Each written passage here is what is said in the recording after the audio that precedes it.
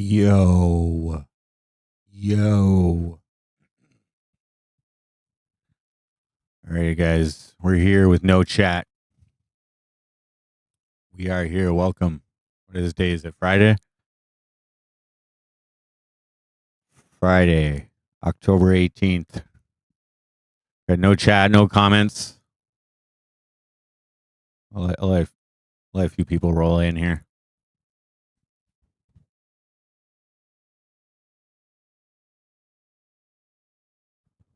Welcome to viewers. We got no chat.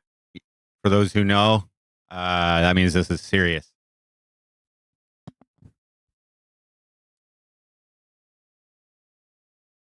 I named the stream "Everything You Wanted to Know About Silence," which is a Glassjaw album. But I've been in silence. I've been in silence about a few things for a pretty long time. I haven't even told anybody this shit that I'm about to fucking lay down. So I mean, some people have heard some parts of it, and I've told you guys different parts to it, but I'm gonna lay it all out here, guys, for you. I apologize, no chat. This is pretty serious matters. I just don't want to be distracted, and you guys are gonna have a field day with me.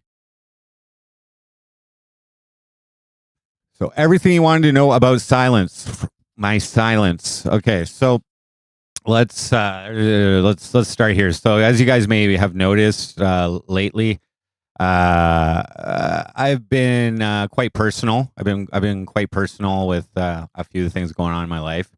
I would say that is a result of the depression that I'm in right now. It's pretty severe. It's pretty severe. Like when I come on here, just the fact that I'm coming on here and like talking like semi jovial about my personal issues. What's going on in the background is pretty serious. Pretty serious. Sorry, guys, no chat on this one. Pretty serious, and I just come on and it helps me to talk about it and whatever. And I'm also kind of like leaving a story. I'm leaving a story on my page here. This YouTube page has pretty much documented my life for the last like 5 years, going on 6, I think. And it's been my life's been pretty like my emotional state has been pretty intense as of late. So I've told you, okay, so just so you guys know, the reason I'm doing this right now and I'm telling you guys this, I probably shouldn't, but I am. It's definitely a secret. Definitely a secret. I've never told anybody this shit. Like put it all together. And I want you guys to know. I want Heartbeats to know. And I want because I've never talked about this shit with Heartbeats. A little bit vaguely, I'll get into it, and I also want people who look in the future, who look back, to know. I want it to be clear. So the state of depression I'm in, I would say it started while I was living in Newfoundland. As I've been stating, basically the reason I left, ended the relationship, I've been saying because I wasn't happy. I was depressed. Okay, but there's a big part of that. And there's a big part of my depressions when I get into them. They don't always happen, but when they do, usually comes with a sentiment of wanting to die. All right. And I'll get into why I feel that way. But for some reason, I'll explain. When I get really depressed, I just want to die. Okay. So that was actually discussed with Heartbeats. I think earlier in the week that I left, I actually let her know that I was feeling pretty low and that I wanted to die. And then we had a blowout on the day I left, and I said some pretty mean things to her. Now, the question is, why would I say mean things? I've just been putting it off as, I had an outbreak of anger and I got mad and I said mean things. But really, I didn't want to die there. I didn't want to die there. I didn't want to die in Newfoundland and have her having to deal with it. All right. So I said some mean shit and I expected her not to like me because of the things I said. Like, maybe she'd be happy if I died after I said those things. That was kind of like what I was doing there, was just purposely trying to upset her. The things I said weren't really true, but they were fucking mean. So, and I left depressed. All right.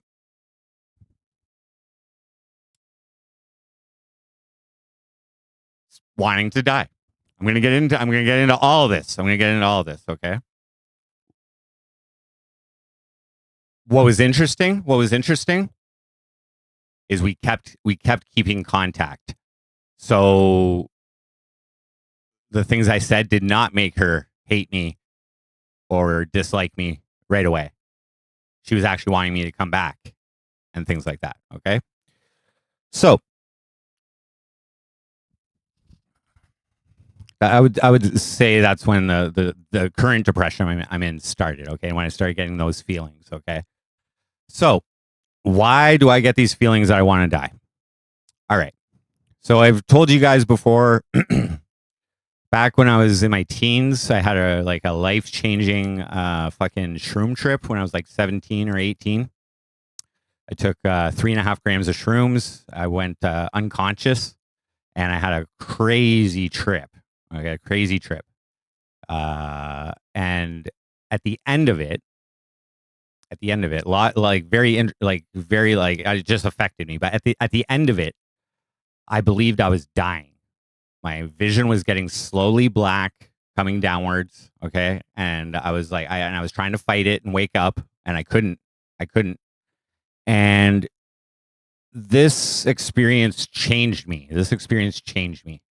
So when the black started getting like down to the bottom half of my vision, and I couldn't get out of it, I couldn't fight, I couldn't wake up, I believed it was death, and I accepted it.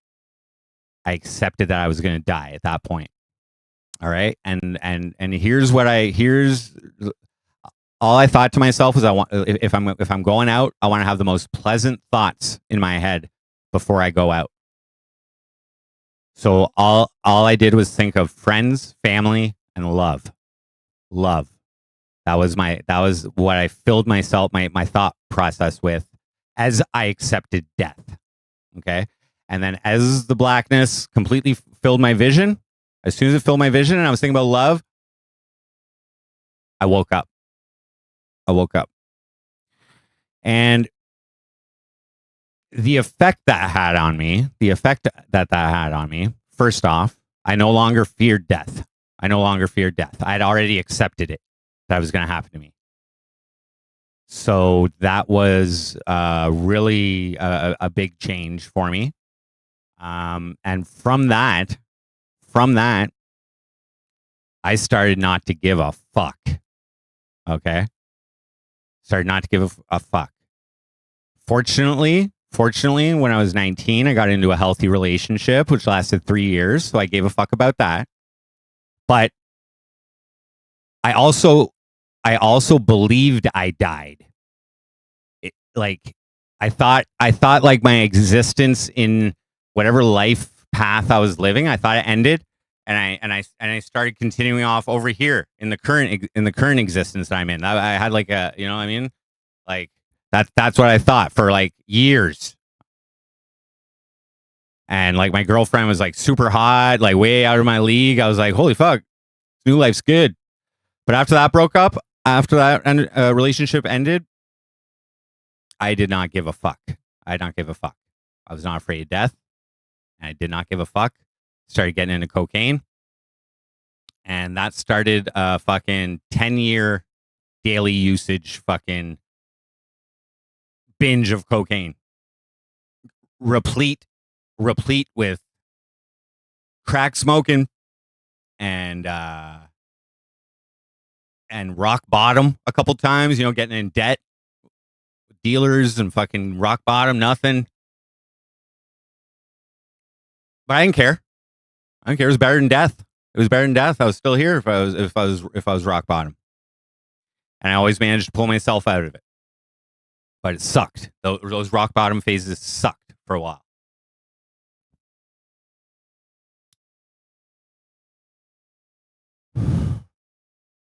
So, I mean, I would feel like I want to die. I would feel like I want to die during the rock bottom. Like when I was at the bottom, I was like, but I kept going.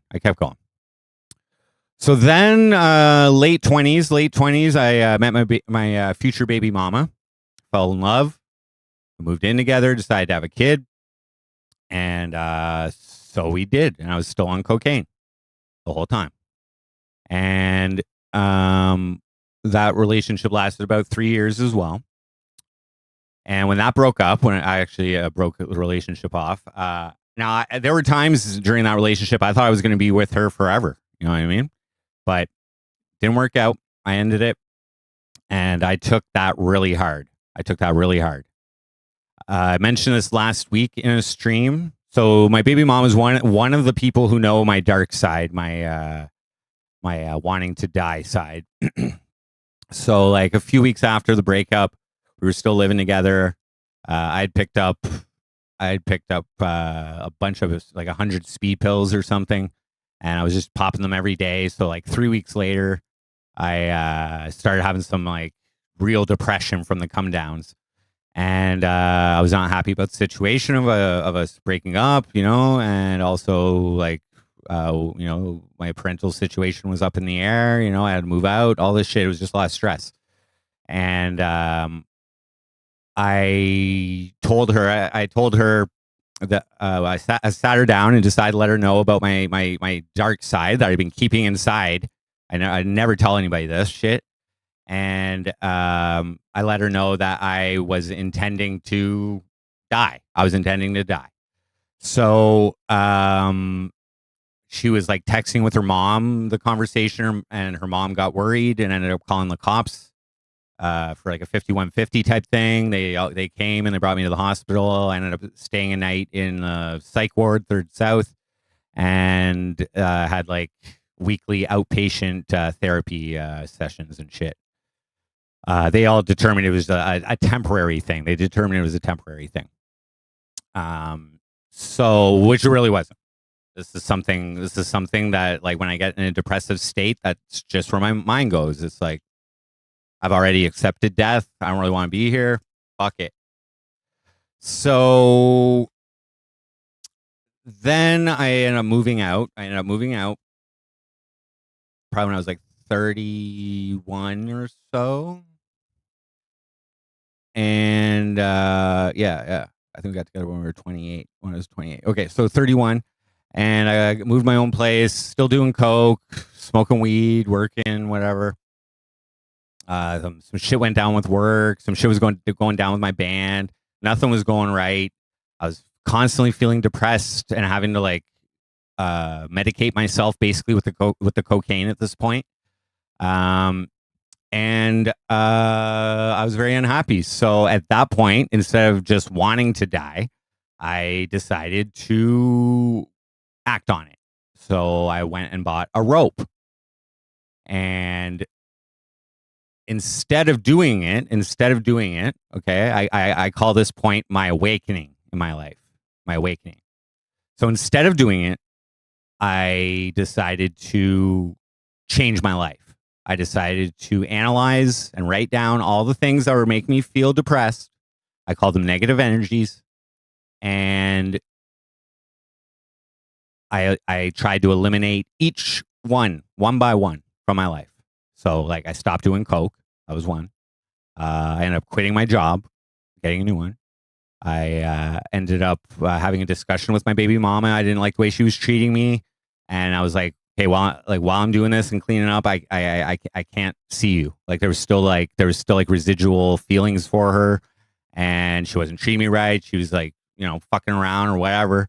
And I just didn't want her around, which also meant I wasn't going to see my daughter. So, because I was shared custody at the time. So I took a 10-month period, didn't see my daughter, got off the cocaine, and then came back, got a new job, higher paying job, quit my band, like I said, and I got a better job, and eventually came back to my daughter like 10 months later. And I did not want to die.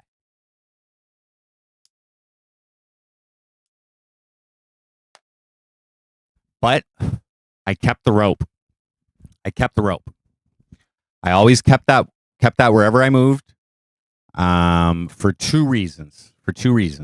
One, as a reminder of how I was at the depths of depression and how I pulled myself out of it. Okay. And secondly, it was always an option. No matter what happens, if I wanted to, I could just do it. Which to me is freedom. So, kept that. How old was I there? 34 by the time I started seeing my daughter again. So I moved around a couple places. I ended up getting fired, wrongfully terminated from my job about a year and a half after. So that was 2016. I didn't take that too bad, actually. I ended up getting EI for 10 months and the freedom to discover some self-employment possibilities. And just so have it, I started playing in more bands. 2 bands at the time. I was seeing my daughter. Everything was good. And then one of the bands tried to fuck me over. So that was another thing that I said to reduce the negative energies is that I would start standing up for myself. If I was in, I used to be like a nice guy and just let people walk all over me. So one of the changes I made to myself was if I was receiving negative energy or mistreatment from people, I would tell them and I would try and work it out, or I would leave the situation, or I would just leave and fuck them. So one of my bands, the Decomposers, they started fucking around. This was in like 2017, and I decided to fire up MC Frosty to start dissing them. So I did like a little diss track in 2017. And off of one of their instrumentals, and then I started with "I Like Meth" for the meth head in the band, and Back Pages for the hooker fucker in the band, and whatever. So I just started off like that. That was like 2018, and I was also completely broke when I started doing that. My EI ran out. I was selling weed, but something fucked up with like the Christmas shipment, and it didn't come to me, and like I started losing customers, and then weed started getting legalized and shit too. So, anyways, my weed business was on the out. I think that was more in 2019, but at that particular point, I was broke. My mom had just been diagnosed with cancer, so I asked her if she would like me to live with her and take care of her while she had cancer. So I moved in with my mom, I think like April or February, maybe I think it was April 2018. So I wasn't paying rent.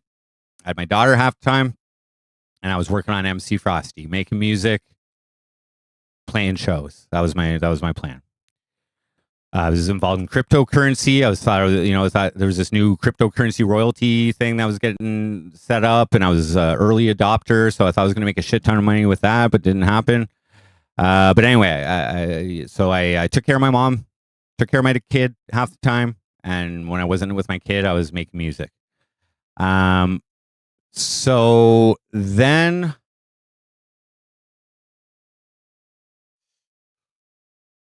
at the end of 2018, came out all that shit with my sister where she punched me in the eyeball. That caused a rift. Obviously I started writing music about it, and then that took a whole little direction for MC Frosty that I could focus on. Then then what happened? Oh yeah, then my mom passed away in May of 2019. I got evicted from her place, and then I moved in at Nancy's in like June of 2019. And I applied for welfare for the first time in my life. I quit selling weed, went legit, and fucking started or continuing making music.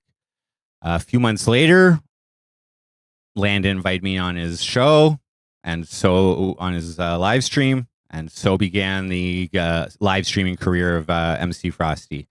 I think that was like September of or August of 2000. I think September 2019.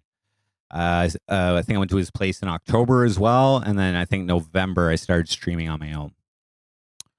All in good spirits. I was doing speed enough for sure, but I was generally in a good mood. So a big part of this that I missed.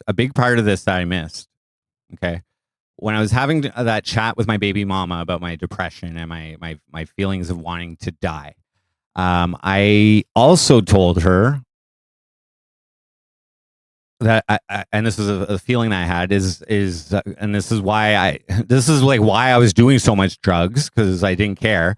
Again, it was cocaine at that time, but I didn't care, and I genuinely believed that I would not live longer than 40.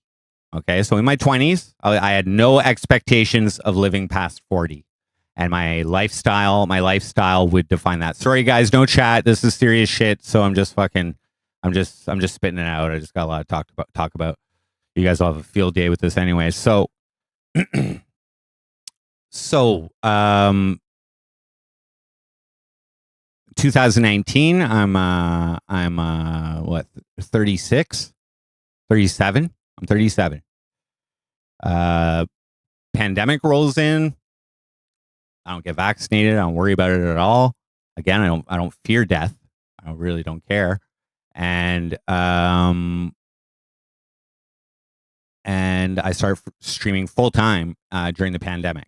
I was qualified for the CERB, the pandemic money, $2,000 a month, so that helped me out a lot, way more than welfare.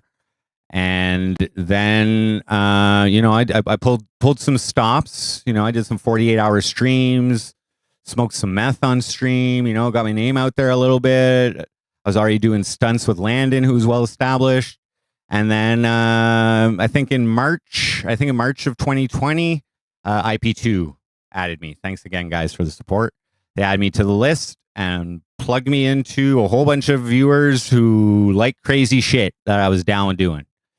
And also very generous, gracious, supportive community as well in terms of donations to support the live streamers. So that really helped. I tried to do the best I could, improve the show. Definitely, became more comfortable live streaming. And 2020 was a good year. So I was 38 in May of that year. I would say somewhere getting close to 39. Like in 2021. Okay. So I was coming on to my 39th birthday. Things are going great with MC Frosty. I'm living the dream. I'm self-employed. I'm doing whatever the fuck I want. I start thinking that I'm probably not going to die at 40. That's when I was like, you know what? I probably am going to live longer than 40. So what I decided to do around that time is I decided to open my heart. Because as I mentioned earlier, when I was on that shroom trip and I thought I was dying, the last thoughts I had in my head were friends, family, and love. That's all I wanted to think about. And from that point on, really, love has been like the priority in my life. And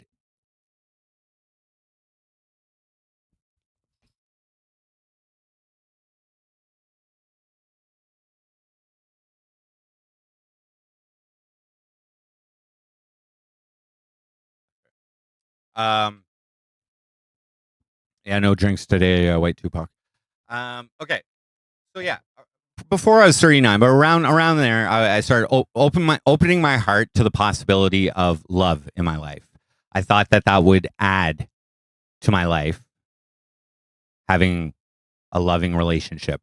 So I just opened my heart and left the possibility open, because the last relationship I had, I took it pretty bad when it ended. So I was like, from that point, I was like, I don't know. But then, things were going good, and I was like, okay, maybe.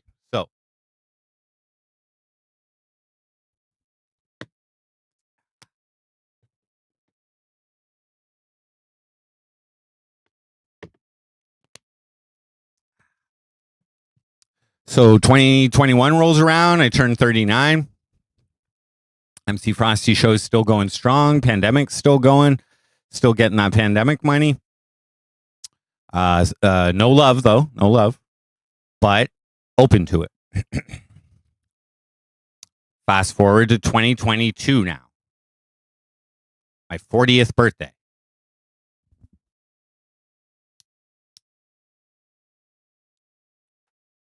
So here's what's interesting about that particular birthday. As I said, originally, I did not expect to live past 40. Okay. If I recall, it was my 40th birthday stream that Heartbeats first showed up in chat. I believe it was right around there, if not that actual birthday.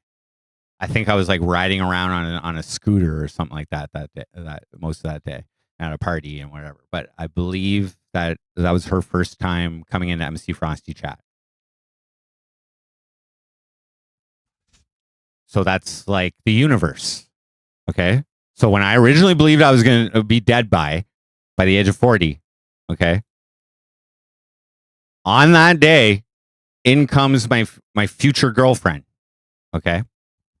I obviously didn't know at that point, but she became a very, very loyal viewer. And what I noticed about her was her particular interest in my music.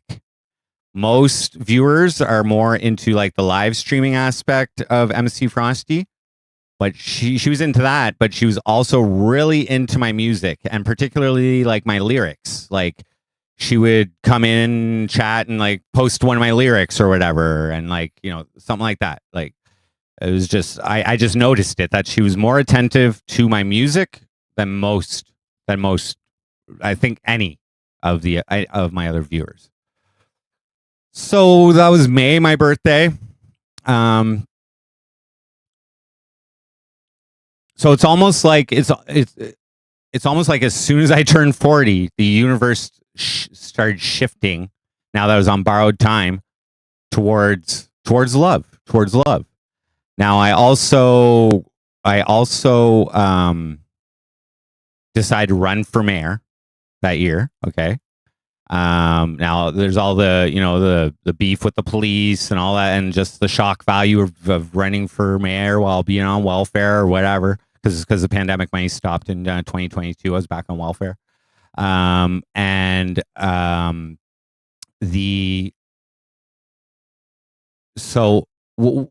one thing that I haven't really mentioned is that I just wanted like everybody around here to know who I am, like just to leave my mark in this city. Okay. For the future, which I feel I did. Now, the way Heartbeats and I ended up hooking up, I think actually Faithless Follower asked this question once, how we ended up hooking up. So I don't use the MC Frosty show to like hit on chicks or viewers or anything. I mean, I think I did that once when I was drunk with Leggy, and I felt really bad afterwards. But I've never intended to use this show as like a tool to pick up women, unless maybe I'm out on the streets and I'm talking to randoms or something like that, that's always a possibility, but not the viewers, not the viewers. I did not just know, like, really no flirting. I never really do any flirting or anything. So what happened was I ended up going to White Tupac's for one of his panels, but I went over to his house. He would always invite me over as a guest on his panels or his streams, and she was watching. And we started interacting while she was in chat. And I asked her if I could contact her outside of the streams while I was on White Tupac stream. So I wasn't on the MC Frosty show. And she agreed. And so I pursued her. And we started talking early August. So early August, while I was still in the campaign, we started talking. We hit it off right away. And we decided that we would meet in the future, but I preferred to have it wait until the election was over. So the election was over like October. So we had booked our first meetup for November 3rd, I believe, of that year.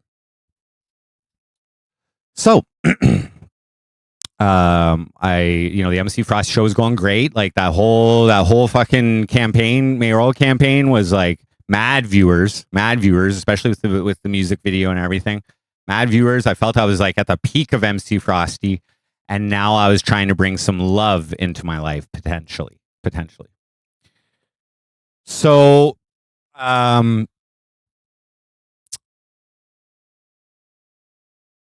now.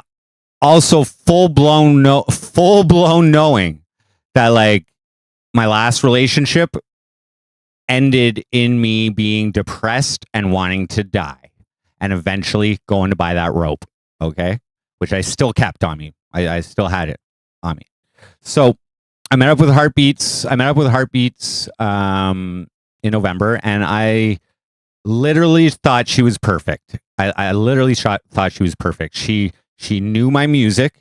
She liked my music, which is like the core of me as a human being. Like that's like the base level of MC Frosty.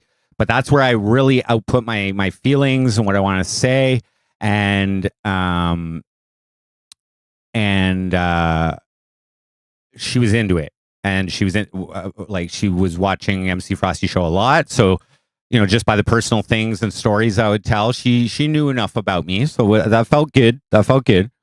And when I met her, I thought she was beautiful. I mean, I'd seen pictures of her, and she would send me little videos and stuff. And I thought she was beautiful. She was gorgeous. She turned me on like crazy. Okay. And so like, I'm not just all about fucking, okay? Like, I'm actually more into like connecting and like making an intimate experience between two people. And the more I like someone, I find the better the sexual connection is as well. Now, I personally have there's some physiological effects that happen to me when I first hook up with someone, and it kind of like determines the strength of the connection that I'm having with that person.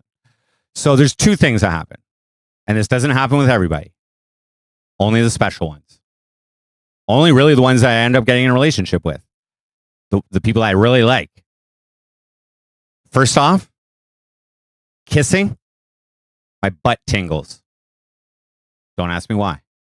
Left butt cheek tingles when I kiss. Happened with Heartbeats.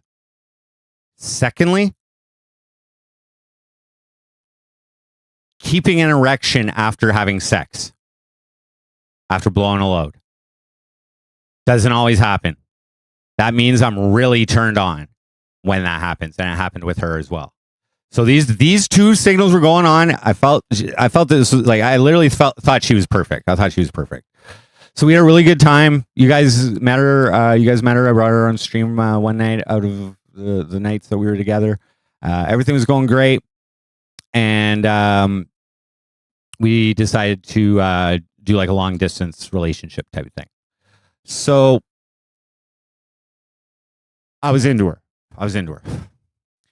So everything was all good. I invited her down to my place for, so it was November, and I invited her down to my place for New Year's, for a few days around New Year's. So that was the next time we were going to see each other. She came down. We streamed as well, and we had a great time.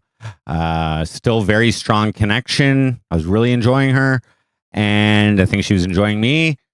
And at the airport, when I was dropping her off, I decided to tell her that I love her. So that was a big thing for me. I hadn't said that to another woman in like 12 years, something like that. That was my previous relationship. So I told her I love her. I meant it, and that was a big thing for me, because when I love someone, I like give myself to them.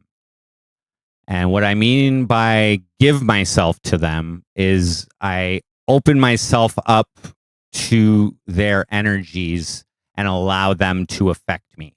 Most people, I couldn't give two shits what you say to me. You know, as long as you're not punching my eyeball, I don't really care what you're doing to me. You know what I mean? Or like whatever.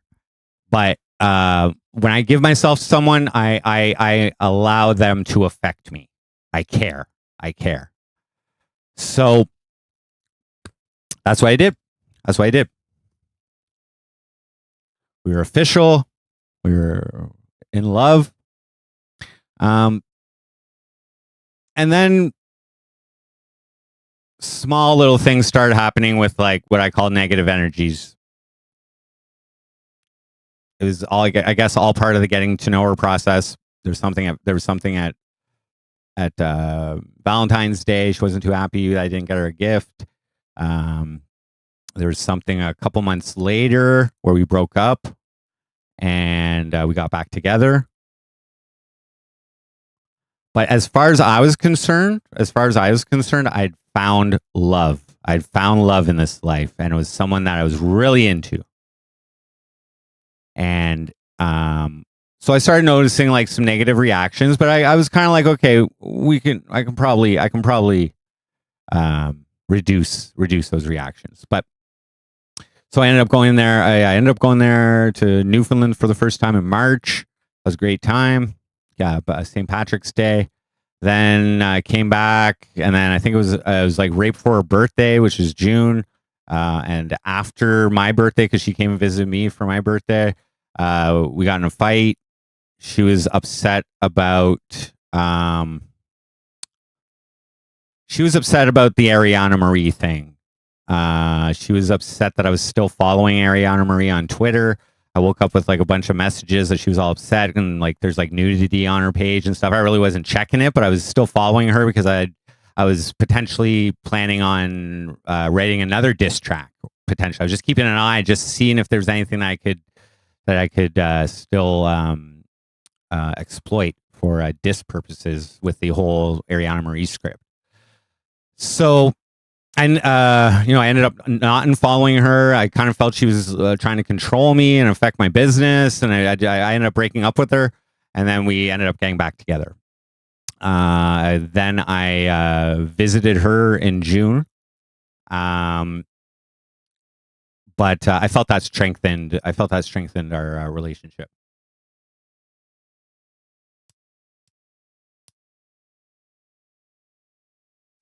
Then July rolled around,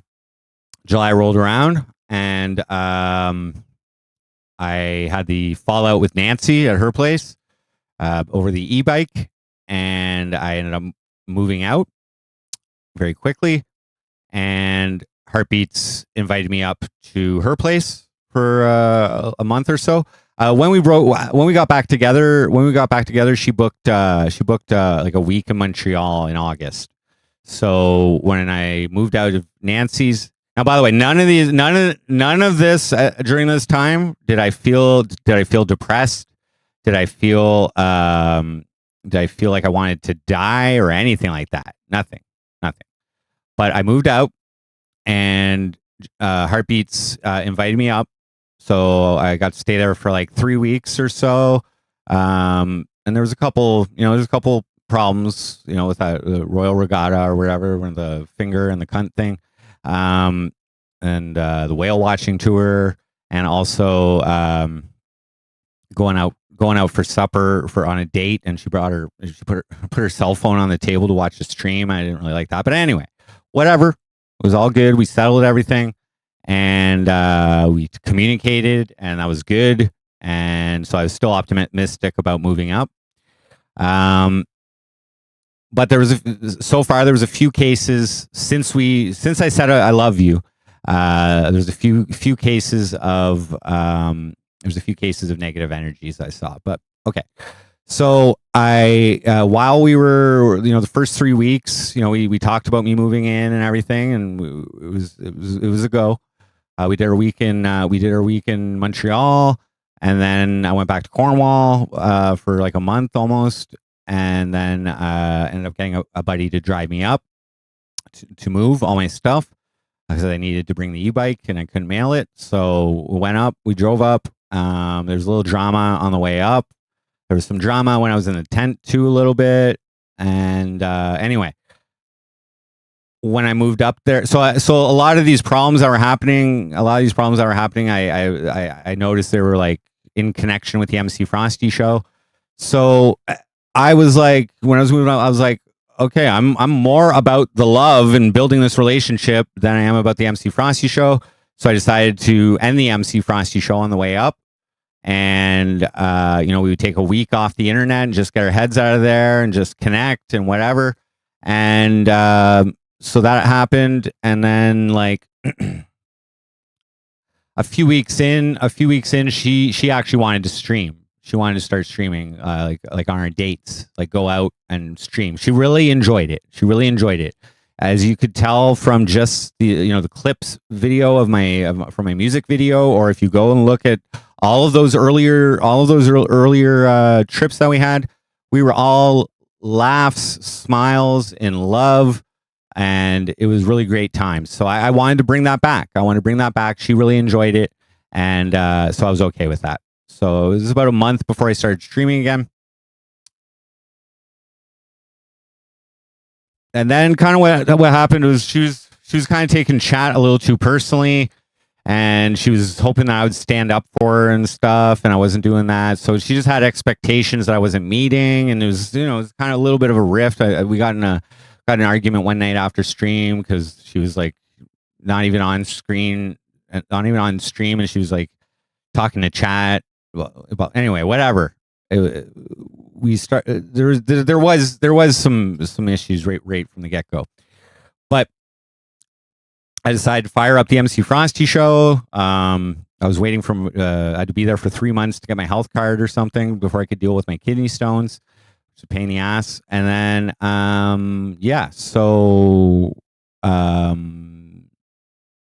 I found it difficult. To do the same thing that I was doing when I was single, living by myself.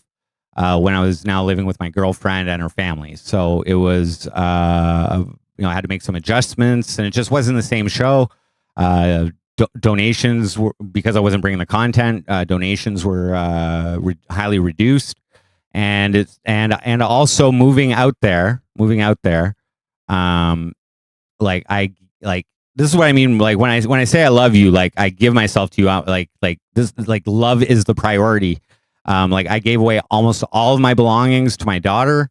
I put myself all the way in debt pretty much when I moved out there.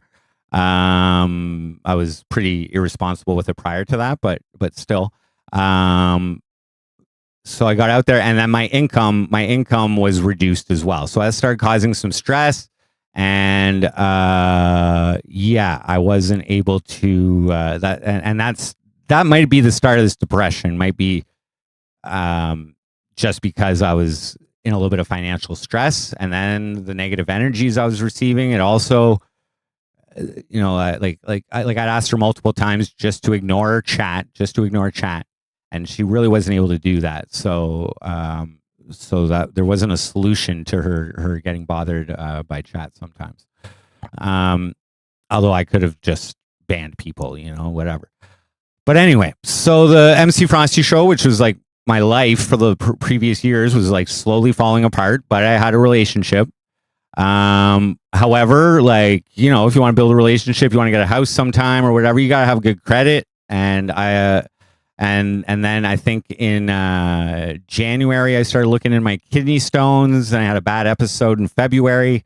And April, I had surgery. April had surgery. I had a stent in me. I was just like laying around, just playing Tetris all day, and fucking. It was just things were deteriorating, and I was really starting to get depressed. And at some point during April, I started. Here we're getting back to the point of this. I started feeling like I wanted to die. So I had my two stones, one on my right side, one on my left side. The one on the right side got dealt with. I had a stent in there for like 4 weeks. So by the end of April, I think it got removed, and I was just waiting for a call to deal with the left one. A few incidents happened. I would say like the negative energies were actually increasing in a certain way, and I was feeling depressed, like I wanted to die. I communicated this to her. We had a brief conversation about it. She kind of related a little bit, but we didn't really talk too much about it. And then one day, I'd been thinking of leaving, and I had a blowout, and I told her right off, was like the meanest shit, and I decided to leave that day. Now, as I mentioned at the start of the story, I didn't want to die there. Also another thing I forgot to say.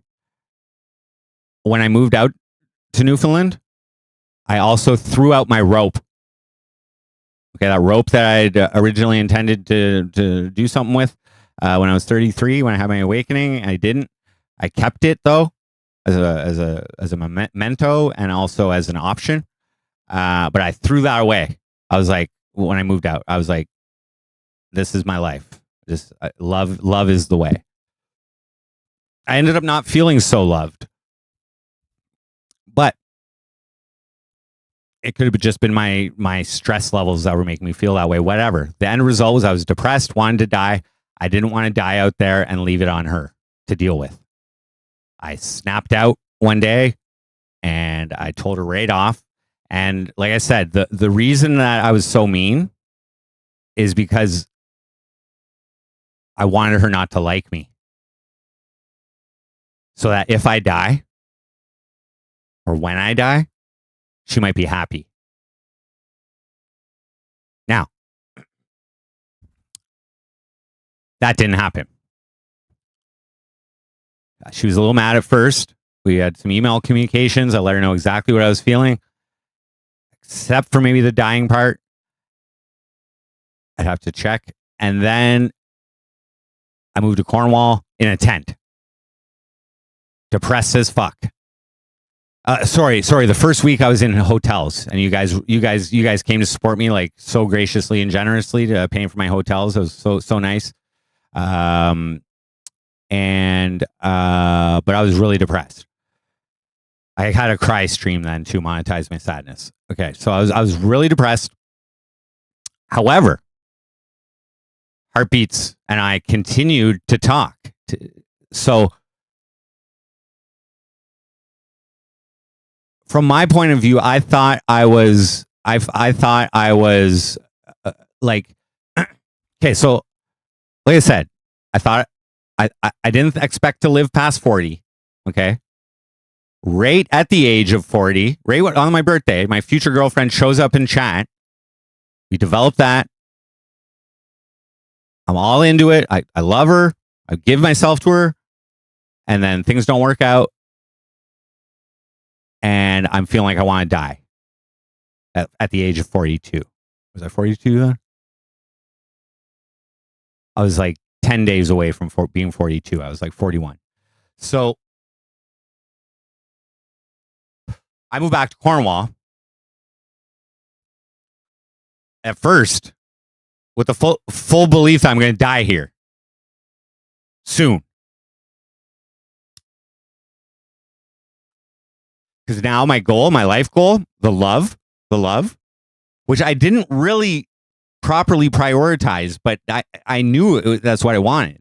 But I did not act properly. I did not act properly to show her that I loved her. But that's how I felt.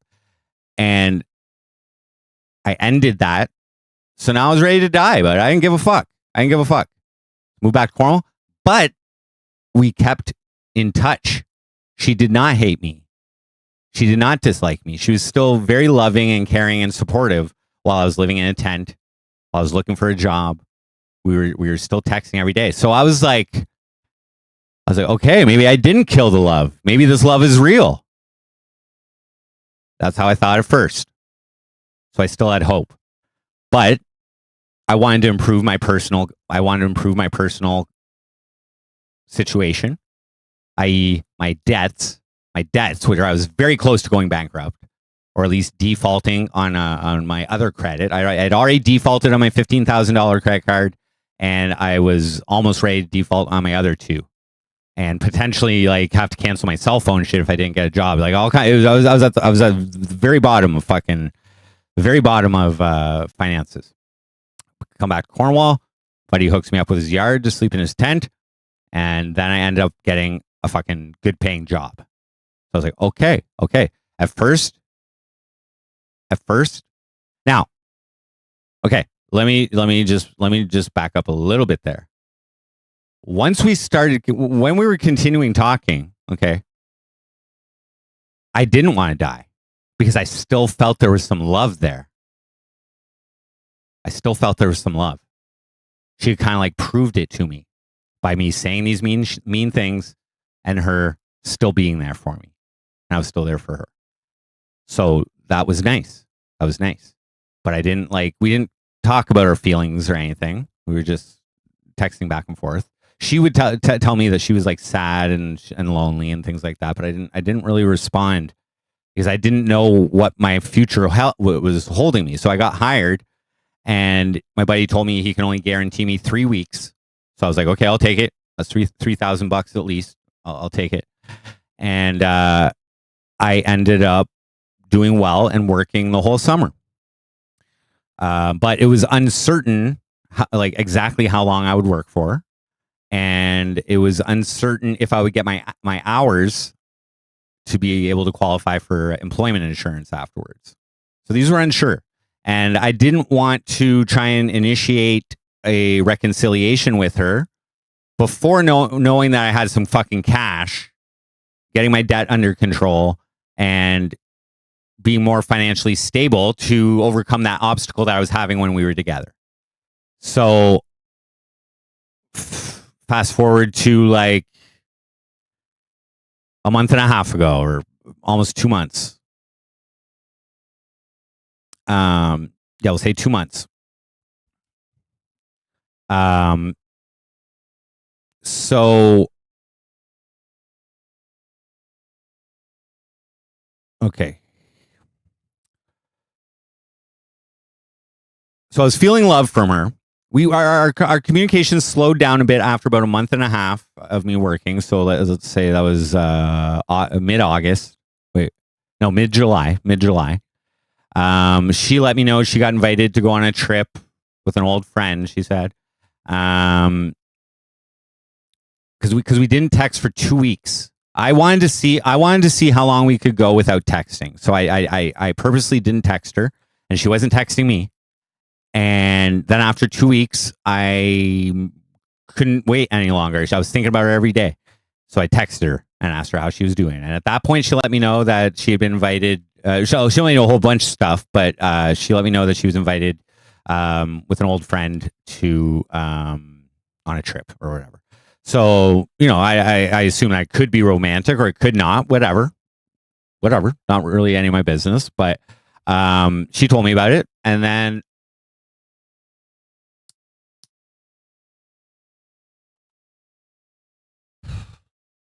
but I was not feeling like we weren't texting as much, and I wasn't feeling as much love. I wasn't feeling as much love as when right after the breakup. So about a month went by or so, and then what happened? Oh yeah, then I had a blowout with my baby mama. I was like all getting like reintegrated as a co-parent. I was, that was a major bonus of moving back to Cornwall. I was starting to hang out with my daughter more.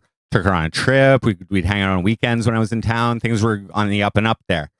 And then I didn't like how the baby mama was like constantly telling me negative stuff about my daughter and like the trouble she was getting into and all this stuff. I guess, I just thought she was just being negative, but really she had her hands full. And I snapped out on her, told her off, and realized afterwards I made a big fucking mistake, and I shouldn't be treating her like that, and I shouldn't be an asshole, and I may have jeopardized my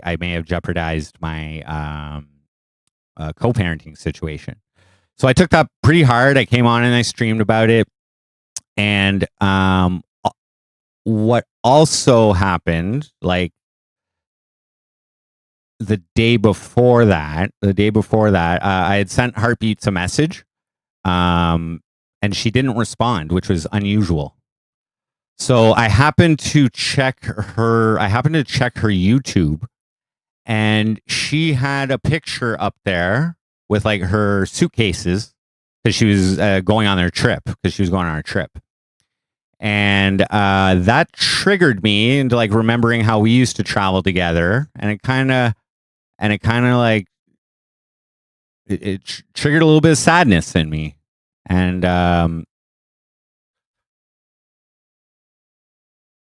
didn't know exactly what was up with the trip or whatever. And then I just ended up sending her like a very nice text message after, like wishing her the best and that kind of thing. Then I came home, that I think it was on Friday or something, or Thursday, and I did like basically a cry stream about my situation with my daughter, because I was like, fuck. The mom's not responding to me, but I also had these feelings about Heartbeats, potentially meeting someone else or whatever, at that point. So there was two things on my mind when I was having that stream, but I didn't really talk about Heartbeats. And other than saying that I missed her, I think. And I've mainly focused on my daughter's situation, and that was like really depressing me. This is when the recent depression started kicking in. I was still kind of depressed from earlier, but I didn't really want to die. Like I said, I was still feeling some love from Heartbeats, and I was like kind of optimistic that if I got my shit together, maybe I can propose us getting back together or whatever. And just that week, I like hit my EI hours. I'd been banking cash, so I had like a few grand in my bank. So I was like, okay. And I guess what happened was she heard about my stream and some people were concerned, I guess, about how depressed I was or whatever. And so she got kind of concerned about me, even though she didn't see the streams. And she ended up texting me like from the airport, asking me if I needed someone to talk to, like if I wanted to call her and talk to her. So I was like, okay. And because we hadn't talked at all since we broke up on the phone. So I was like, okay. And then I gave her a heads up. I gave her a heads up before, because she thought that she was like asking me to talk about my daughter's situation, but I was more interested in like seeing if she wants to get back together. So I kind of gave her a heads up, and she was like, well, like a little hesitant about that. But we ended up talking on the phone, and it was a really good conversation. And I actually felt that she still had some love for me. She definitely cared about my well-being, my mental well-being, and I felt that there was some love. So I was like very optimistic after our first call that maybe we'll be able to work this out. And then we decided to talk the next day, and there was some drama because she watched the previous stream and thought I wanted to get back with my baby mama, and I had to explain myself. I sent her flowers and all this, anyway, the second call was not as good as the first. There was, some distrust in the call. She said she felt like a fool that she was even considering giving me a chance, that kind of thing. So I tried to like iron that over, but she has I don't know. She was also very upset by me leaving and the things I said. But again, she had no real idea about my true depressive side. So, and I was like, the reason I didn't want to die is because I had hope. I had hope that maybe maybe we could get back together and like rebuild our love. That I thought was already there. So anyway, what happened? I've talked about all this many times already, but we talked a few times on the phone that week, 4 times, and then the next week I sent her a gift on the Monday. Well, yeah, I sent her a gift on the Monday. Oh, one of the things that we talked about on the phone was that I'd never wrote her a song. She always wanted me to write her a song, like a romantic song or something, but I never did that. So that topic was brought up. But on the Monday, I sent her a gift, and then she was kind of like, "Ooh, I don't feel right accepting gifts from you while I'm talking to someone else." And she's like, "I need some space." And I was like, "Okay." I understand. And it was just nice. I was nice to her. She was nice with me. And then on the Friday, I believe I wrote and released a song for her. Maybe Saturday. So I was very sad that week that we weren't talking, because I was optimistic that maybe we would be able to work things out. But I was very sad, and then I started writing lyrics like in the truck while I was at work, and then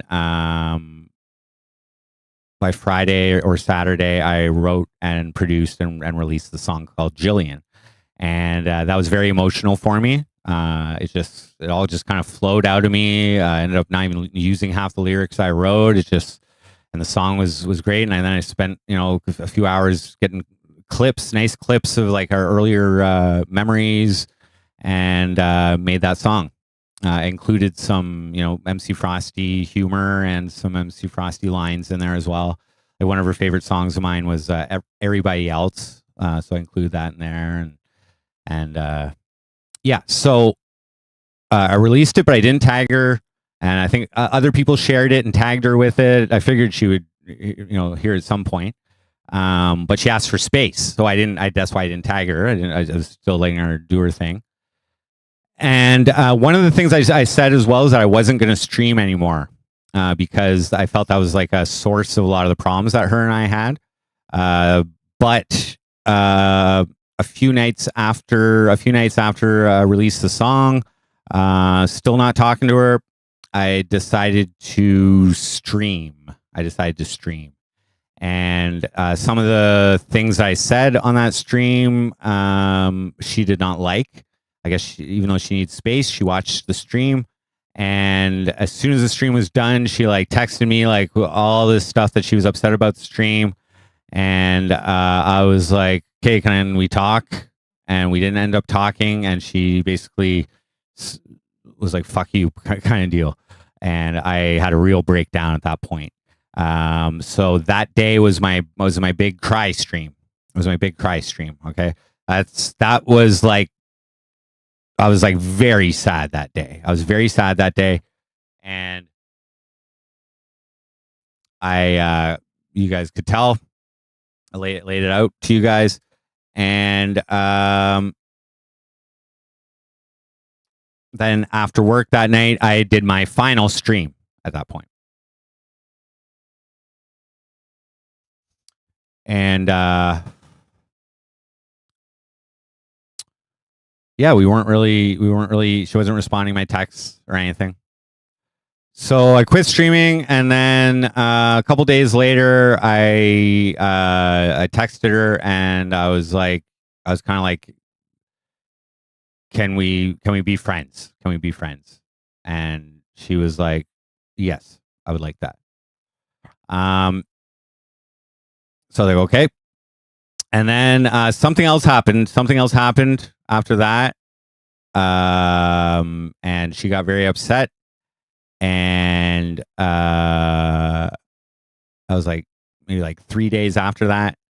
And she messaged me again, wouldn't talk to me about it, but she got upset by something and was like, bye, like, fuck you, basically, again. And I was like, I thought she maybe like misinterpreted what I was saying or something. Anyways, whatever happened, she took it very personally, and I did not mean it to be personal at all. And I think she misinterpreted something, but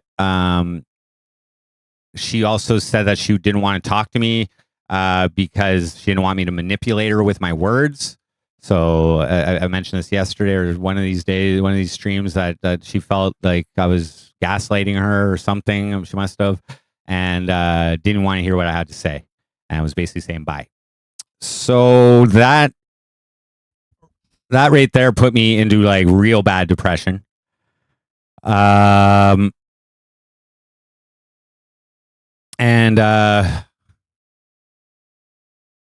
yeah, and she wasn't responding. Actually, we were texting a little bit. We were texting a little bit back and forth, and eventually she was kind of like, no, I don't want to talk to you anymore, basically.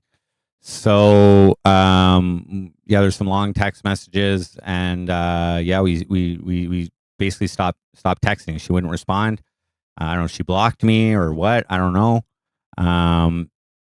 And then like I would try texting her from a different number.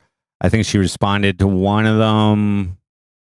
This is like mid-September, end of September, kind of deal. And by the way, with all these depression, like with all that crying stream and everything, I was definitely feeling like I wanted to die. Okay. But I still had hope. While we were communicating, but then she kiboshed communication, and I took that very hard because I've never not answered one of her text messages, and like I almost felt that was worse than me leaving her, because at least when I left, we were still keeping in touch, which is very similar to having a long distance relationship, even though we weren't together, but it was the same difference, communicating through text or whatever, and I thought that was like, I took that really hard. It was very difficult not to be able to communicate with her. Like I really took that hard. So I started going kind of crazy. I made a video for her that I emailed, and I created like a private stream and invited her to just come and chat with me, but she wouldn't. And I ended up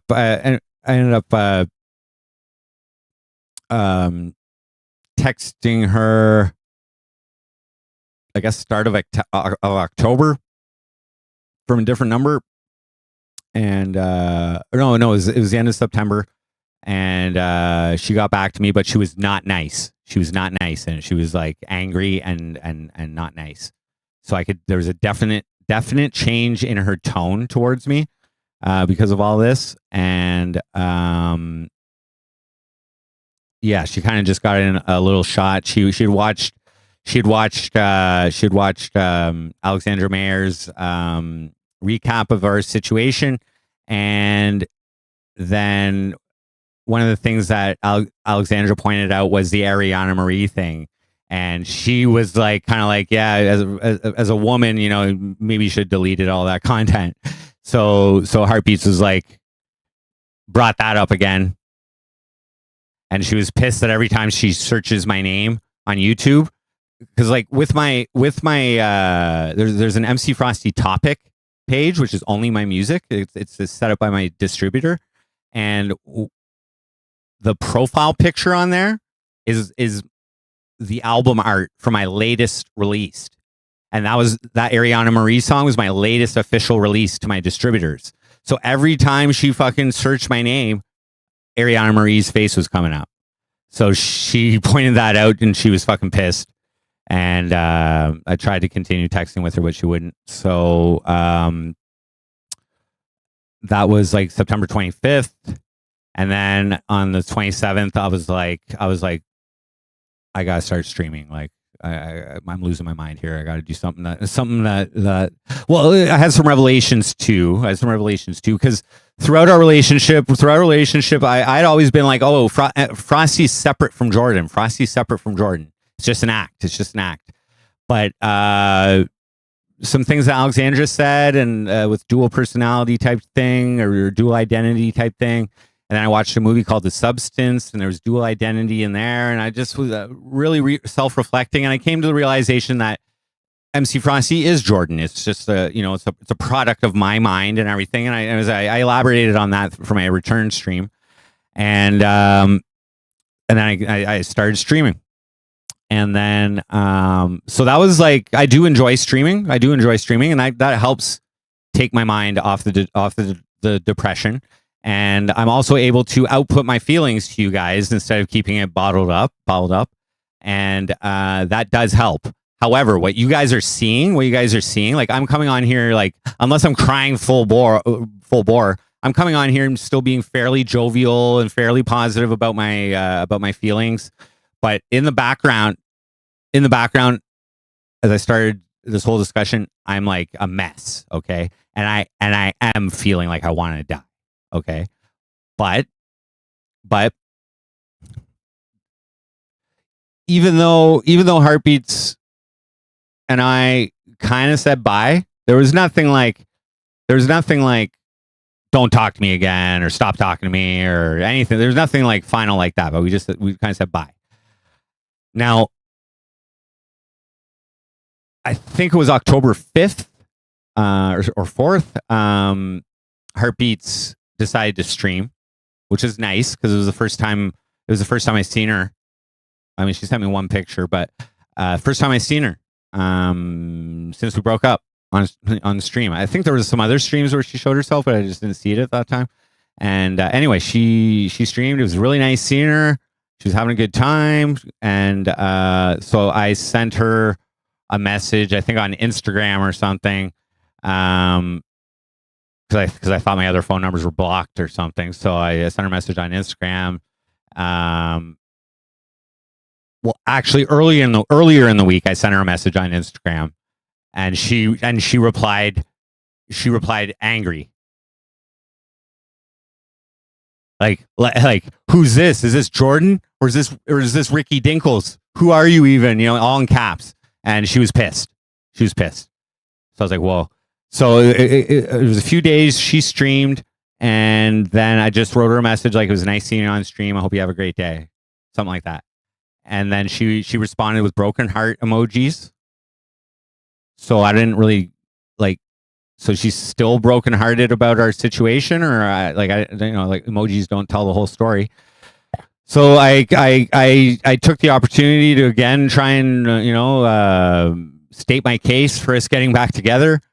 And I'm probably not taking the best ways to express myself, but and I asked her if she still loves me, and she didn't respond to that, but she said that the way I talked to her and the way I talked to her when I left made her feel like trash, garbage, and I did step up to her, which she felt intimidated by, and the words made her feel worthless, and the way I left made her feel like I just threw her out like a piece of trash. Now, as I said, I left there because I was very depressed, and in my mind, it was thinking like I want to die. I want to die.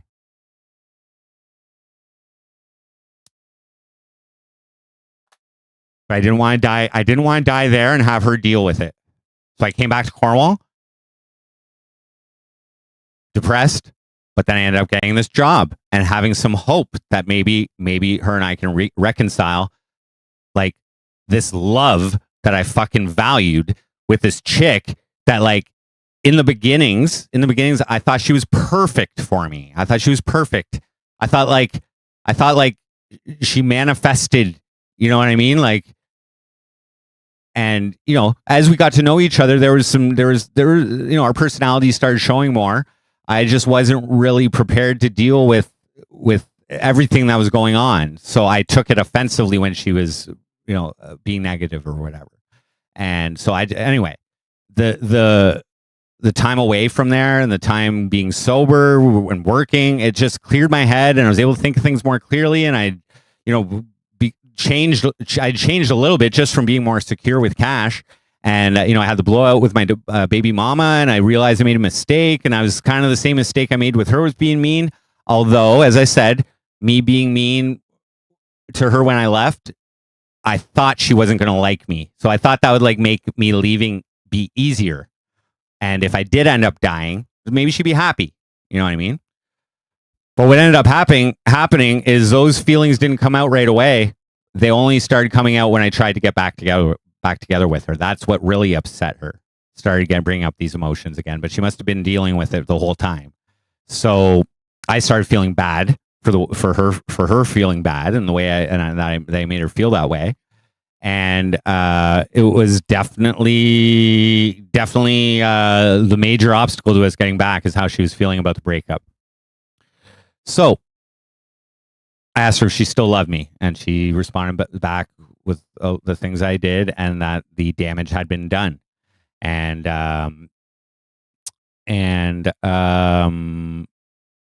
so I responded back with another message, and I again asked her because she didn't answer the first time, if she still loves me. And she didn't answer the question, but she did answer with, "Please do not contact me again."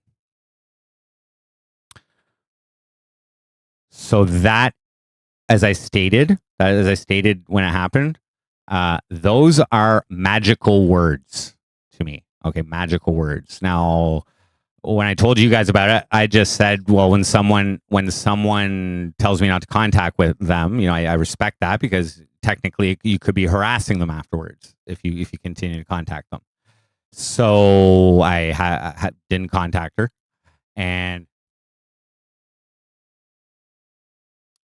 but the magical part of it is it's deeper. It's deeper than just that, because what she really did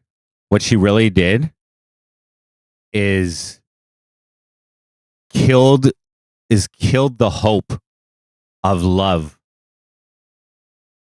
blossoming again. And to me,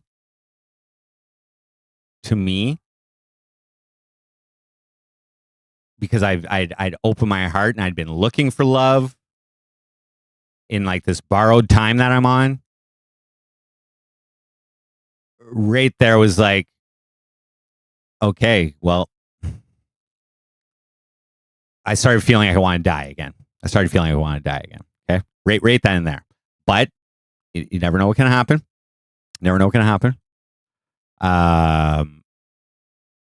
What did happen was I came and did a stream.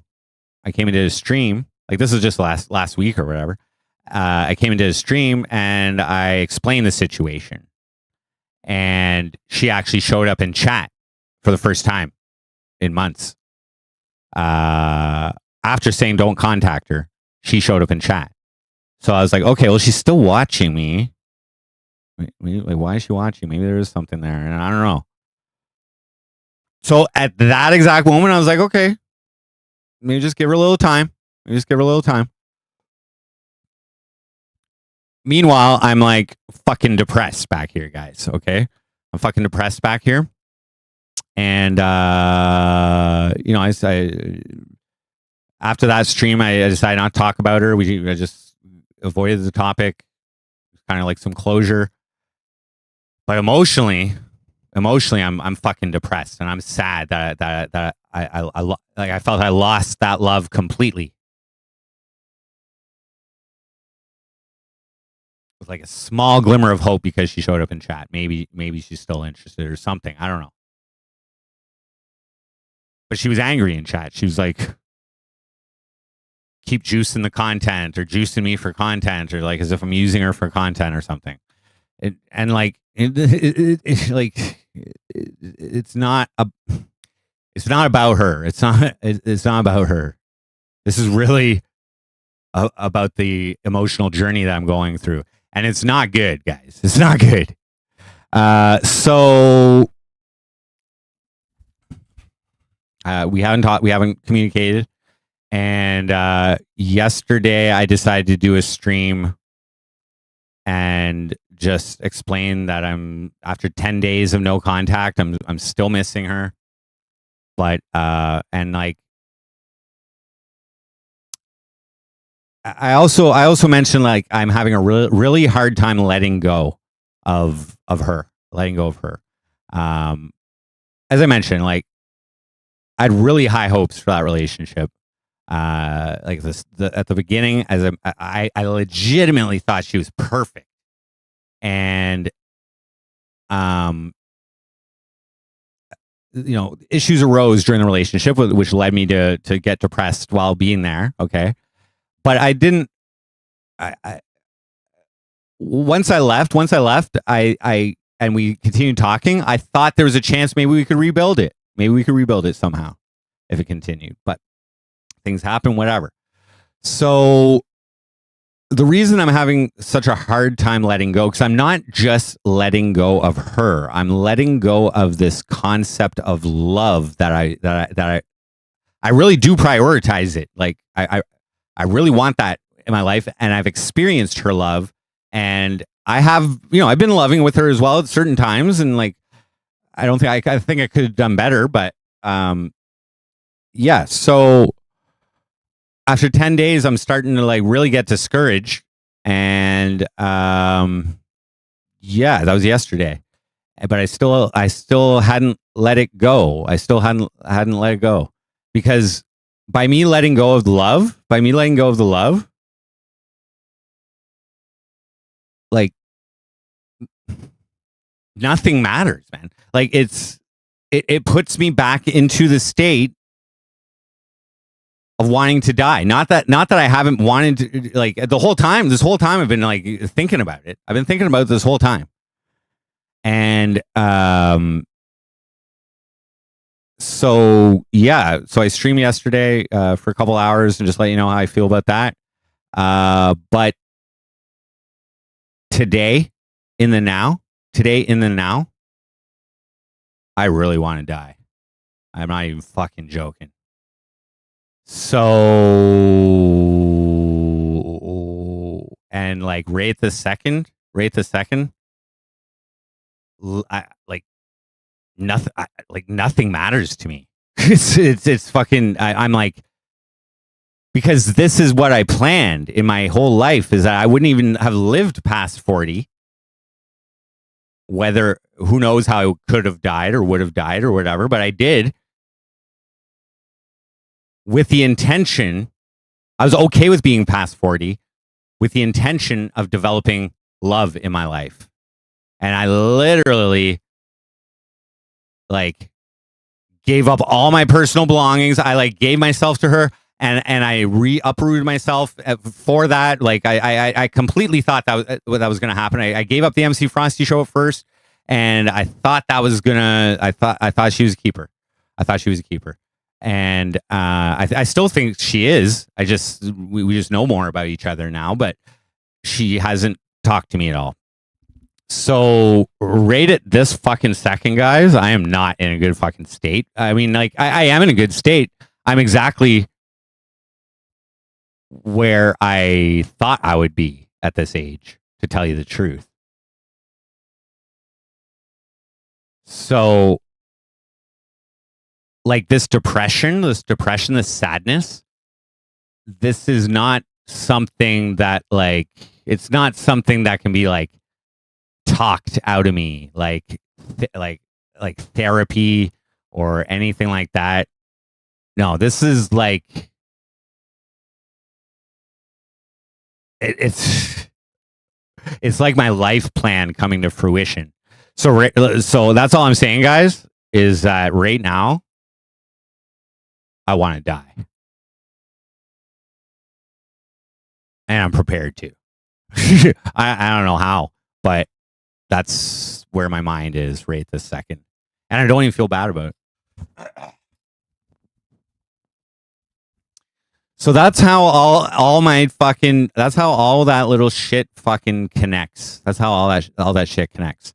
So what I've done, just so you guys know, I rearranged my YouTube page. Okay.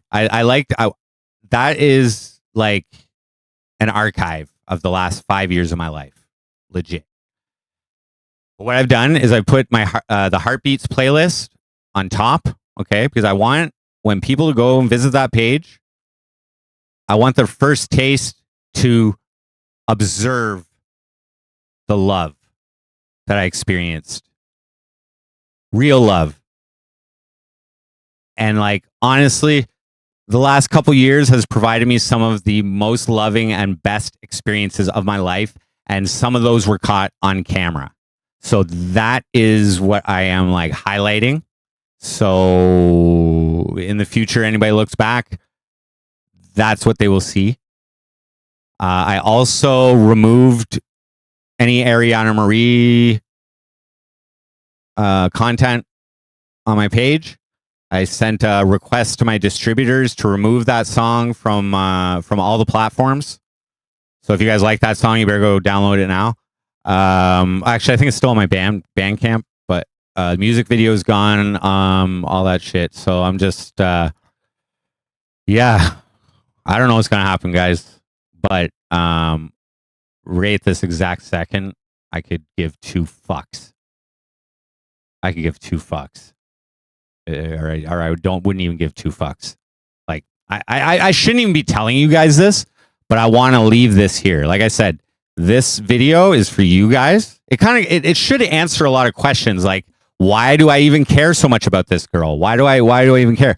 Because this is the love that I honestly, it's like it's like the universe, it's like synchronicity. And I honestly believe that had we tried to work it out, we could have worked it out. But right now, she don't give a fuck. She don't give a fuck either. So it's like my hope on that is gone, and my it's not a matter of me finding someone else. It's not a matter of me finding someone else. She was like who I chose. She was like who I chose. She was like perfectly into me, and our connection was like unbelievable. So that love, the love we had in the early days, like maybe like first like 6 months of our relationship, maybe 4 to 6 months, I think that could have been recouped. Especially now that we know each other better, but that ain't happening. I just can't have hope and not have any contact at all. Like that's, anyways. So, yeah, that's how I'm feeling. Like when I'm laying in bed, that's all I think about.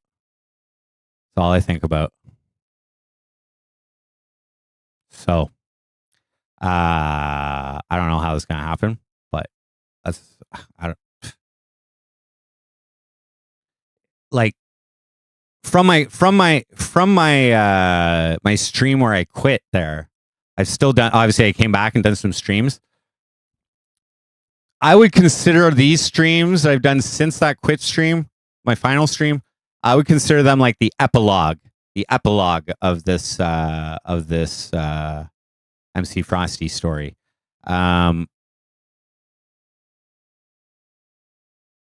So like the other day I was trying to get 8,000 ranking on Tetris. I wanted to get that so I could leave it as 8,000 finally. I didn't get it. That's why I tried so hard to get it, but it didn't happen. So I'll forever be a 7,000 player, I guess. yeah, so I don't know what the fuck I'm going to do, guys. I honestly, like, I don't even care at this point. Like, yeah, I don't know. But that's the whole story, pretty much. I don't think I fucking really forgot anything there. I know this is like sensitive issues. I have to kind of watch what I'm saying. But it, wanting to die. That's how I'm phrasing it.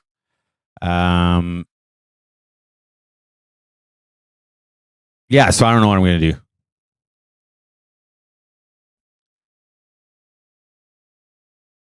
I don't even like nothing matters right now. Tell you the truth.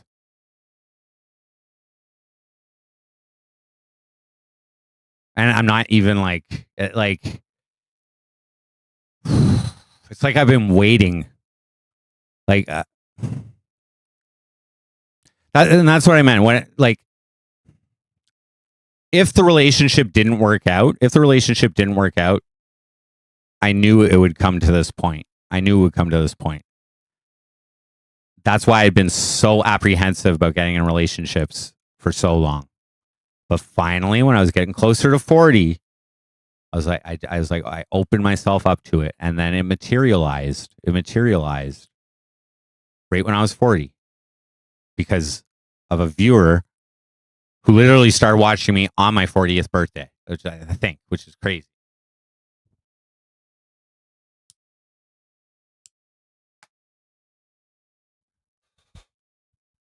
So I don't know, man. I got I hit a million views with this little epilogue as well. So that was been a goal. So I'm happy to achieve that goal. I'm happy with all the fucking music I put out. There's my whole life is documented for the last 5 years. Everybody, I made my mark in Cornwall. You know what I mean? Like, I don't think people will forget me too soon.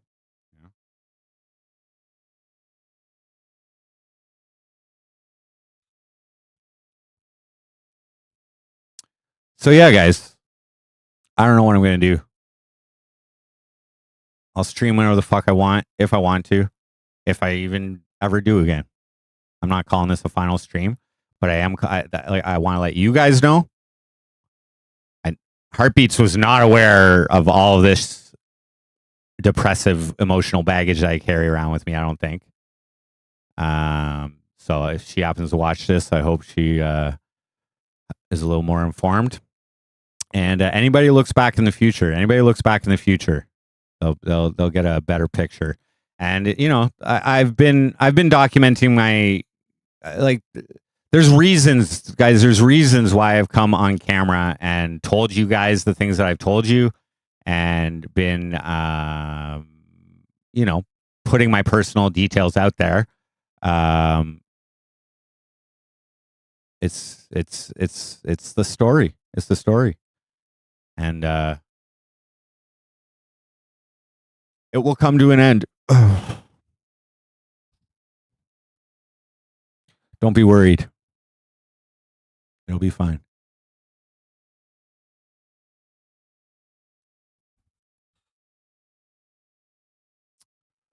So yeah, I don't know. I don't really have anything else to say. I mean, I turned off chat, so I didn't. I know you guys would have a field day with my emotions on this. So I didn't really want to be distracted by that or irritated while I'm telling you guys my big secret. Like, you know what I mean? Like how serious my depression actually is, and like how long I've had these feelings for. They go away. They go away when things are going good, when things are fine. I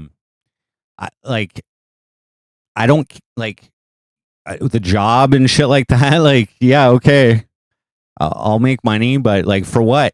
For what? For what? Not for love. Now we do have, my daughter, okay, but that's like that. That's not the kind of love that I meant. That's not the kind of love that I meant. It's an interesting situation as well, though, as well. But yeah, no, that does not prevent me from wanting to die. Unfortunately, what I expected, what I was expecting with my life, was to build a loving relationship, and I really thought I found the perfect woman for me. And I still think she is, but she doesn't want anything to do with me. So I like literally no hope, no hope. So it's now.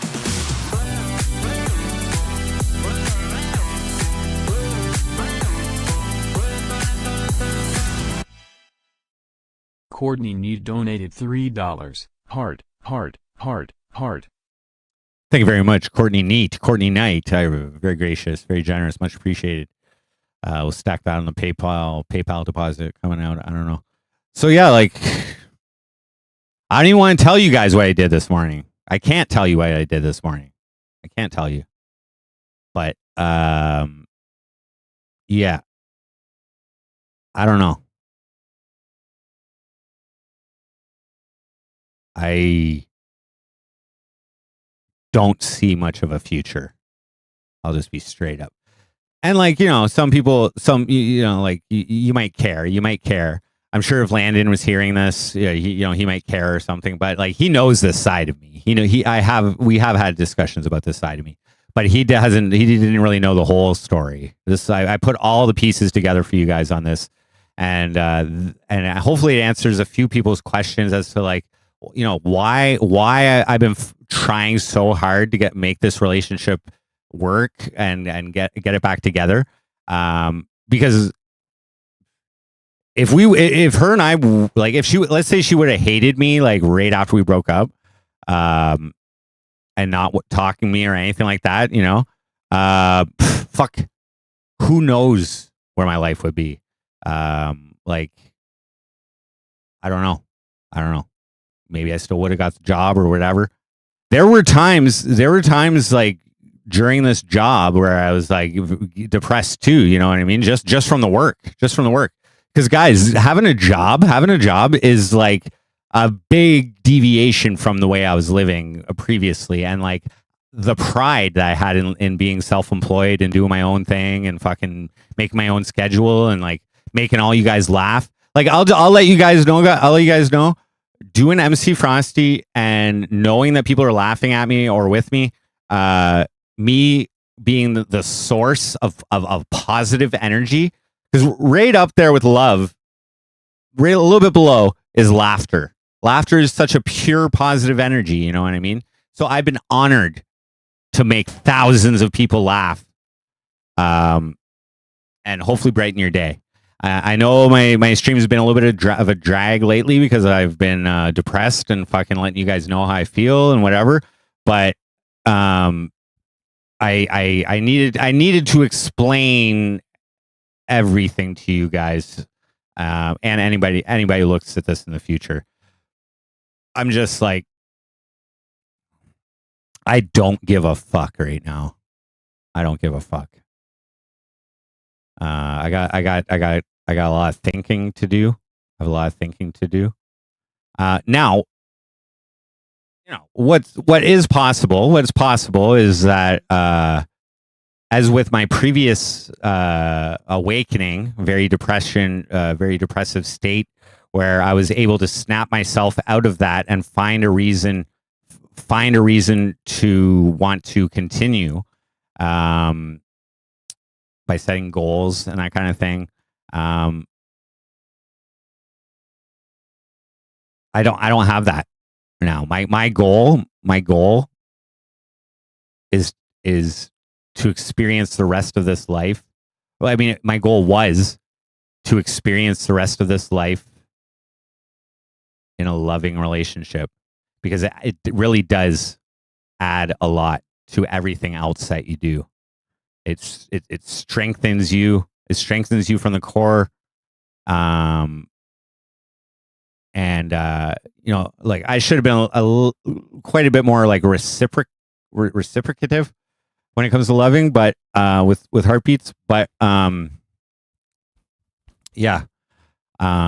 I don't know. I realize a lot of the errors I made, but it's really it doesn't really matter. Nothing matters at this point, guys. It's kind of sad, right? But like, I've had a good time most of the time. But like, eh, it, so yeah, like I was saying, like I could snap out of it, but why? Why? Like, I don't know. I just don't care. It's fucked. So, I don't know. I'm not gonna call this my last stream, but it could be. I don't know. I gotta fucking. I don't know. I don't know what's gonna happen. But I'm not gonna keep babbling on about I don't know. So yeah. So like I said, I rearranged my YouTube channel because love is the priority. I've put the Heartbeats playlist up there. Anybody who looks back on me should actually see me in like my happiest state in like the last couple years. And I deleted all the Ariana Marie shit just out of respect for Heartbeats. And yeah, I don't even fucking care about like I don't know. Maybe I'll just I don't know. I can't say. I just can't say. But yeah, I've been dealing with this shit for so fucking long. Well, like I don't mean like just this phase of depression, but like this side of me, and like I keep it secret from like friends. You know what I mean? I don't open up. I never opened up to Heartbeats about this. I only opened up to my baby mama like when the relationship was over. And I think it scared her a little bit. And but this has been like it's just always been there. But when I'm able to do something that I enjoy, or when I'm able to pursue something that matters to me, these feelings they go away. It's just like what. You know? I don't know.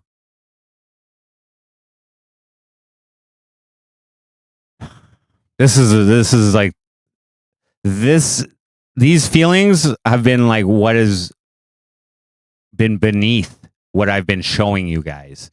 Just me coming on and talking about my actual problems. That's a bad sign. Just so you guys know. When I come on and I'm like happy about my problems, or I'm like, and I'm not crying, that means I'm covering something. And it's just gotten so intense now, and just with like the hope of that love is gone. It's gone now.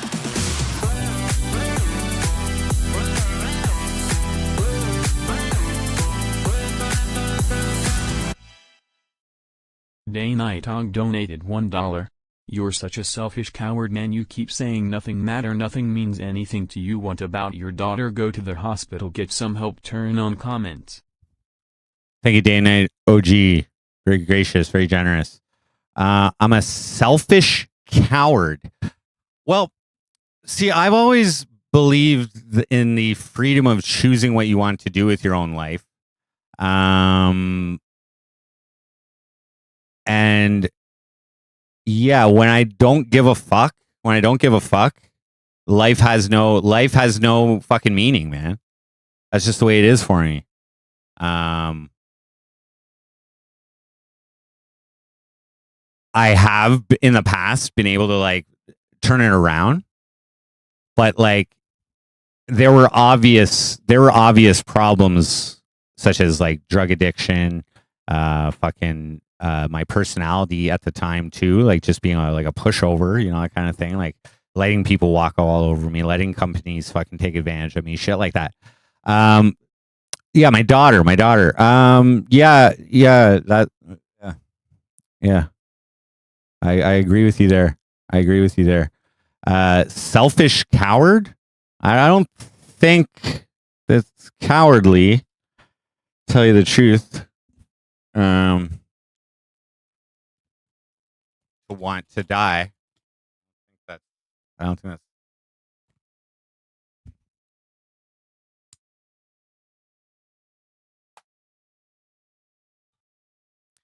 But like, as far as you're concerned, day and night OG, what's the difference if I die or if I just stop streaming? What's the difference? Want to send me another dollar to answer that? There is no difference to you.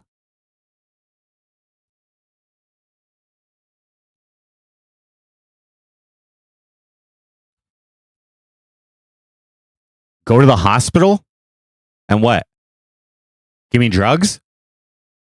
Let me talk to somebody? This shit is part of me. It's part of me.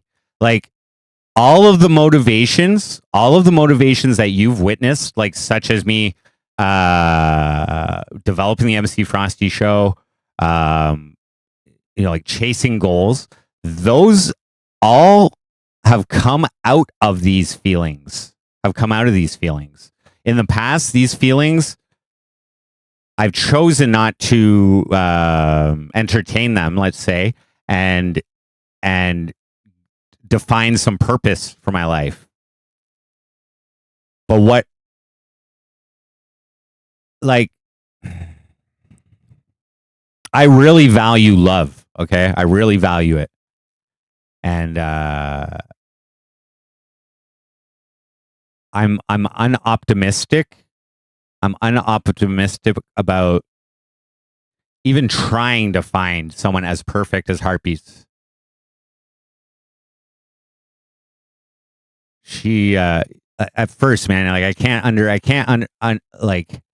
like what else is there really to do in this life, man? You know what I mean?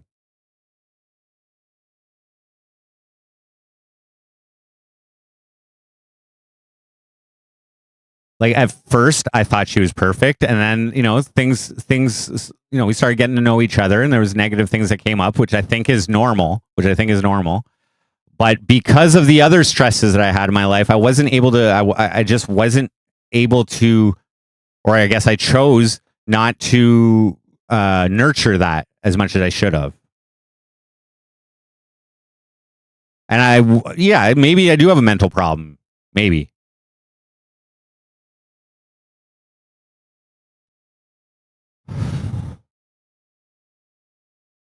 Like the signs have been there the whole time, dude. The signs have been there the whole time. Like why do why do I not give a fuck about like an e-bike or like leaving all my shit somewhere or like sleeping in a tent or like being homeless? Like why don't I care about all these things? Because I'm fucking depressed, bro. Like I like life is enough for me usually as long as I'm doing something. But like my daughter, okay, for instance, my long-term financial goal was something like 250K for her when she turns 18. um my Lambo buddy, I've already talked to him about this. My Lambo buddy will hook her up with whatever she needs. He makes like $10,000 a day. I've already discussed that with him, so she'll be taken care of. Um,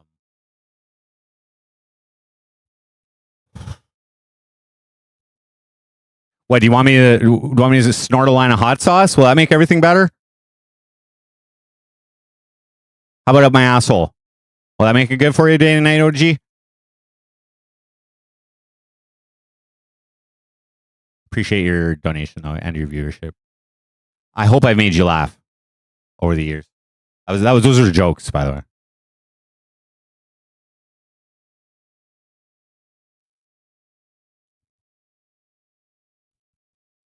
Selfish coward. Maybe I should just keep living. Maybe I should just keep living with no fucking hope.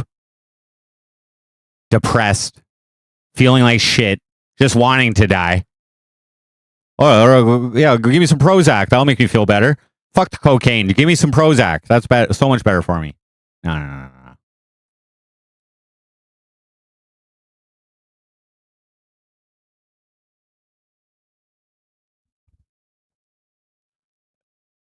What was crazy is that like I've already been through like the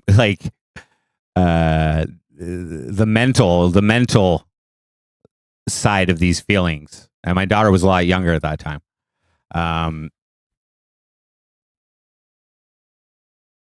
So yeah, she'll be fine.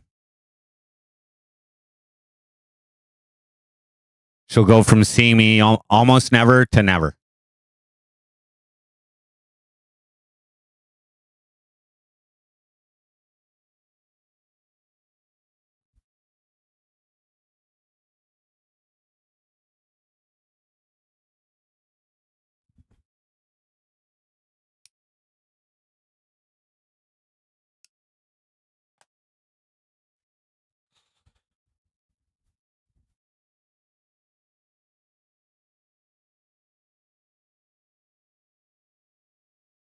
Just go to ip2.network. You'll find somebody better than me. Don't worry about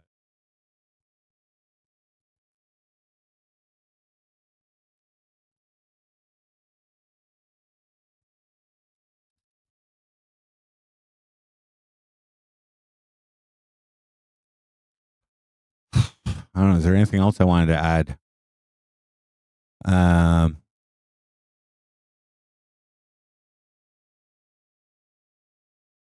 Yeah, like I don't know, man. I don't know. It's really difficult. It's really difficult for me to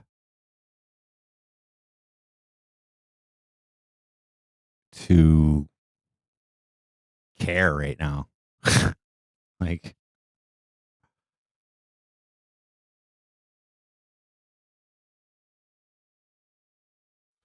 everybody dies, man.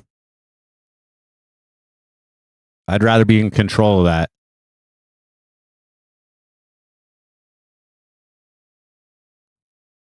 But you want to go to the hospital and ask them about maid? Is that what you meant?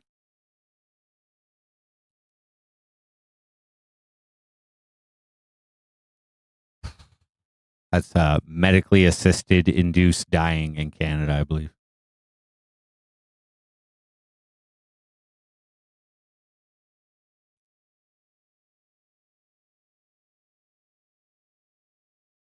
So yeah, that's where I'm at.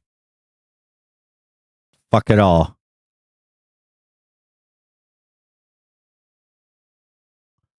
Alrighty. I think I explained. I think I explained my situation properly. Anything else I really wanted to add? Not really.